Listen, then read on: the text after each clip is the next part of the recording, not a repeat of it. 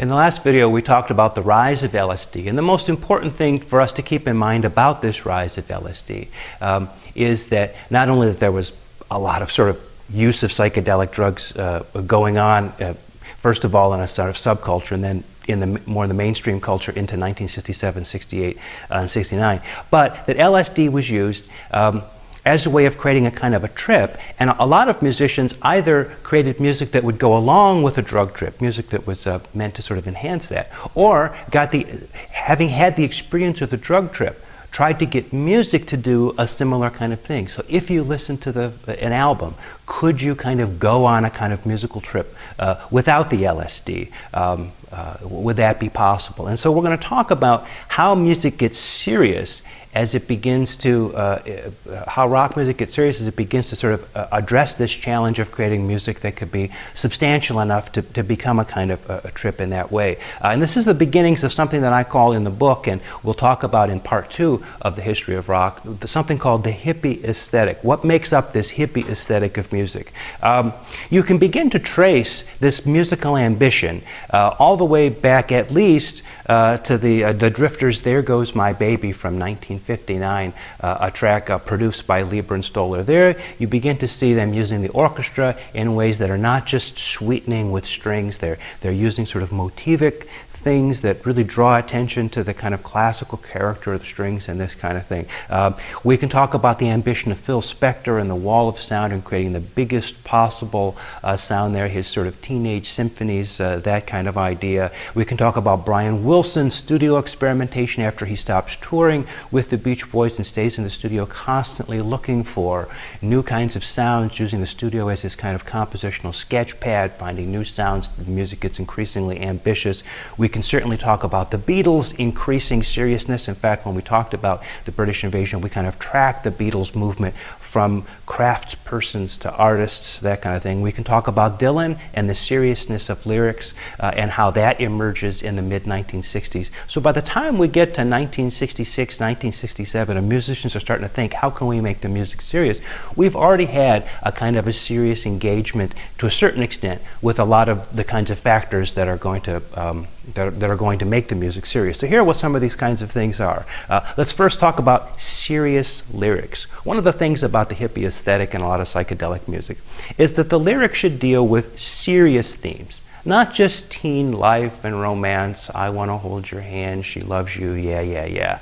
But something that really sort of deals with serious things like spirituality or society or the role, the terribleness of the terror of war and all these kinds of serious kinds of topics that are not just frivolous kind of romance kinds of ideas. Of course, Dylan had sort of paved the way for this kind of seriousness of purpose with his lyrics, also for artful crafting of the lyrics themselves. This is part and parcel with the idea of the development of the concept album, an album that would sort of be bigger than the sum of its parts, the album itself that would sort of deal with a kind of concept and follow it all the way through. And the album packaging would oftentimes participate in this too. So you've got an album with serious lyrics that all kind of deal with a sort of central kind of topic, and then you've got album art that participates in that. It gets much more ambitious in that way. Serious music, that's another way in which the music can get serious. You appeal to musical styles that already have a kind of cachet for having seriousness of purpose. And the two that are used most are classical music and jazz. In terms of classical music, there are probably two kinds of classical music that are appealed to. One is a kind of 19th century traditional classical music, the kind you might find programmed on most classical music radio stations today. Big orchestral music, string quartets, that kind of thing, Brahms, Beethoven, to a certain extent, Haydn, Mozart, elaborate piano things, Chopin, maybe even into the 20th century Rachmaninoff, but very tonal classical music. And then on the other hand, avant-garde music. Tape music, synthesizers, all kinds of sort of crazy creative stuff that in the 60s would have been probably personified by somebody like Karlheinz Stockhausen. In jazz, it really had to do probably more with modal improvisation, some of the kinds of things that Miles Davis started with Kind of Blue at the end of the 50s, and some of the other players, John Coltrane and some of the others that had gotten involved in that. But both of those styles, classical music of both stripes and jazz, were thought of in the community as being within the community at large as being serious styles. So if you brought them into rock, you were making your music a lot more serious. People also started to focus on virtuosity, and we'll talk a little bit later about the development of virtuosity in rock, Jimi Hendrix, Eric Clapton, the development of the guitar hero. It now meant something that you were actually good at playing your instrument. You weren't just somebody standing up there in the matching suit kind of playing along while somebody sang, but you actually had skills on the guitar or the keyboard or the drums or the bass, this kind of thing. And so virtuosity starts to become an important thing, again, drawn from those two styles, either classical virtuosity or jazz virtuosity. So it's either Itzhak Perlman or John Coltrane or Charlie Parker, for example, who are Miles Davis, who are some of your kind of your idols with regard to virtuosity.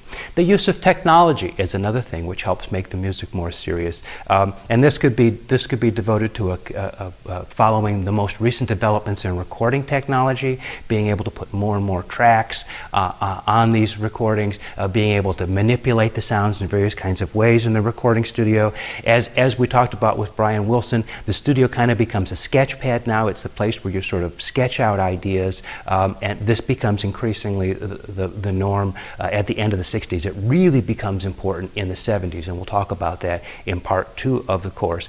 And we find the first use of synthesizers, mostly the Moog synthesizer, and this starts to happen sort of late 68, 69. But the Moog synthesizer initially not being the kind of thing you could take on stage with you, but being the kind of synthesizer that would have to stay in one room, so complicated and so big, difficult to operate that you had to hire a separate guy to come in just to work the synthesizer. And then the first sampling synthesizer, which we've already encountered in the Beatles' Strawberry Fields Forever, for example, which is the mellotron, which had each key had a separate recording of maybe an orchestra or a choir or flutes playing that particular note. So when you played all the keys together, you got a recording of the orchestra playing a C, an E, and a G, and it sounded like an orchestra playing. The earliest sampler, an analog sampler. These things start to work their way into everybody's music because they're new sounds. They're sounds nobody's heard before. And as you get ambitious as a musician, you start to try to create something new, something that's never happened before, something that's experimental, something that's trippy,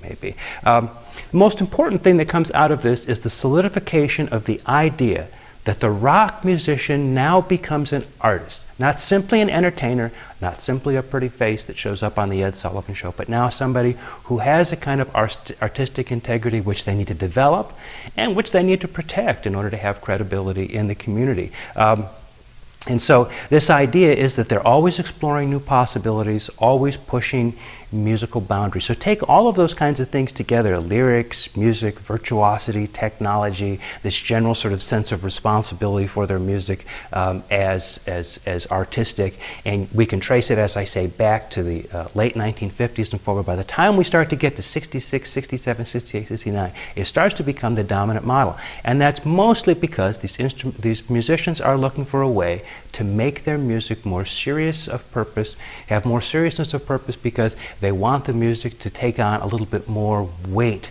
as listening music, and that's partly because they're following the idea of the trip.